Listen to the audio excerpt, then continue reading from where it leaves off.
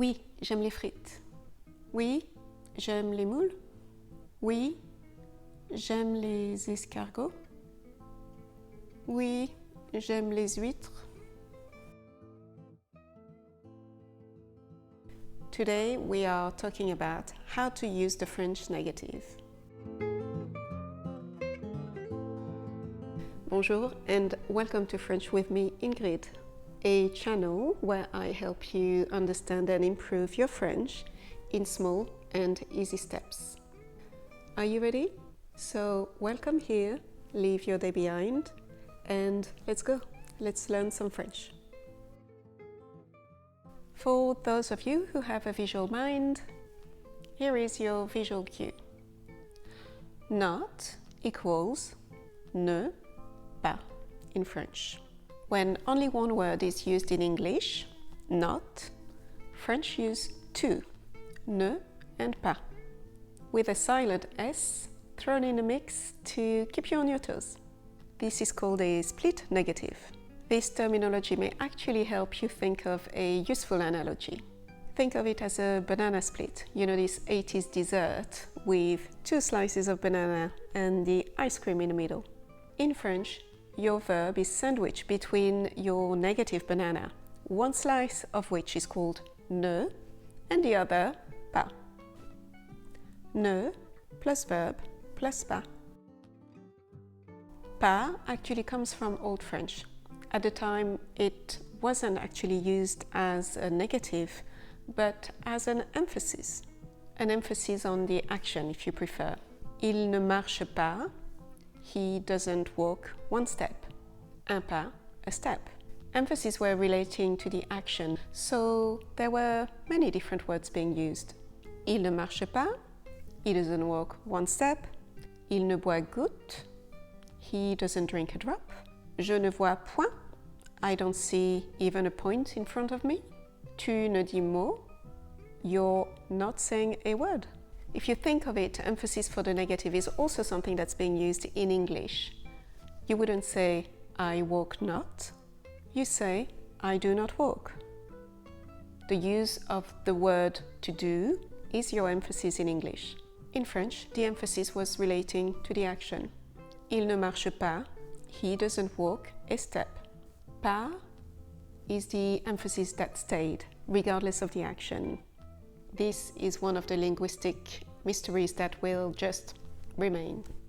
For us, it works well. Pas is small enough and easy enough to remember. Ne pas. So let's get back to where in your sentence these two words are being used. You remember the banana split / sandwich analogy? Ne and pas sandwich the verb in your sentence. Ne, verb, pas. Some examples. Je n'ai pas d'amis à Paris. I do not have friends in Paris. Je ne mange pas de cuisses de grenouille. I do not eat frog's legs. However, it wouldn't be French if there wasn't a twist, would it? Twist 1. When there are two verbs in your sentence, which is often the case in past tenses, the ne pas sandwiches your first verb. For instance, je n'ai pas parlé, I have not spoken. In this case, it's actually following a similar structure to what you do in English. You wouldn't say, I have spoken not. You say, I have not spoken. In the same way, we wouldn't say, je n'ai parlé pas. We say, je n'ai pas parlé. Another example, ils ne sont pas arrivés. They have not arrived. Ils ne sont pas arrivés. They have not arrived. Twist number 2, which happens when the verb is at the infinitive form. This would be to eat, to dance, to go in English. In this case, the two words of the negative are coming together, following one another. Ne pas, and then verb. For instance, nous vous demandons de ne pas fumer à l'intérieur. We ask you not to smoke indoors. For instance, elle espère ne pas avoir à manger d'huîtres.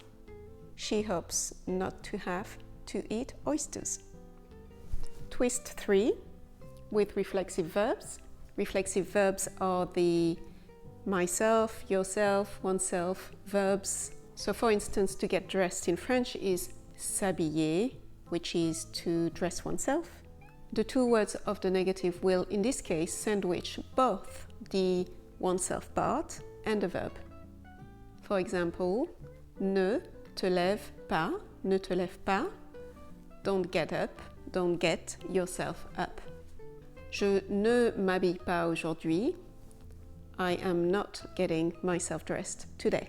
The weather is horrible. I am staying in my pajamas. That's pretty much it for all the rules around ne pas, the French negative. There's actually an interesting feature of this split negative. The second part, pas, can be replaced by another word to express a different type of negative. So for instance, je ne mange pas, I don't eat. Je ne mange rien, I do not eat anything. Je ne mange plus, I do not eat anymore.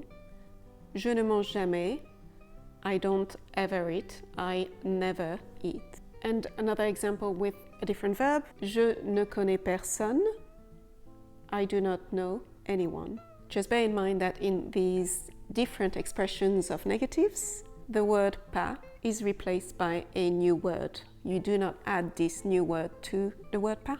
So you wouldn't say je ne mange pas plus for I don't eat anymore. You say je ne mange plus. To conclude, let me leave you with a few negatives variants which are helpful to add to your vocabulary. Pas du tout, not at all. Le fromage, je n'aime pas du tout. Cheese, I do not like it at all. Or cet enfant ne marche pas du tout. This child doesn't walk at all. Pas non plus, not either. Tu ne comprends pas non plus. You don't understand either. Tu ne manges pas non plus. You don't eat either. And finally, pas toujours, not always. Il n'a pas toujours raison. He is not always right. I'm going to leave you with this little extra nugget around ne pas. In spoken French, ne is actually often dropped. Je ne dors pas, I do not sleep. Je ne dors pas, je dors pas. So it seems likely that in the next cycle of language evolution, it will be acceptable to only have a single negative in French, and that this negative will be pas instead of ne. It's fascinating. There you go. You know all there is to know about the split negative in French. And you will not have to eat oysters if you do not like them.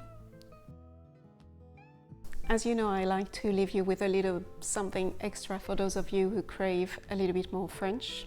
Today I'm going to leave you with two options. For those of you who are beginners, a short clip from Harry Potter. This clip is dubbed, like most of the content French people watch. It's actually a little bit unsettling to see the lips not matching what's being said, but you do get used to it.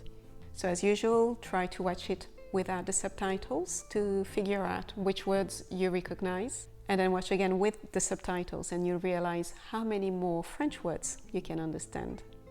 And for those of you who are a little bit more confident with their French, I will leave you with a longer TEDx link, which is about the acquisition of French vocabulary. You can watch this with a French transcript and also have English subtitles if you'd like. I hope you enjoy whichever one you choose to watch.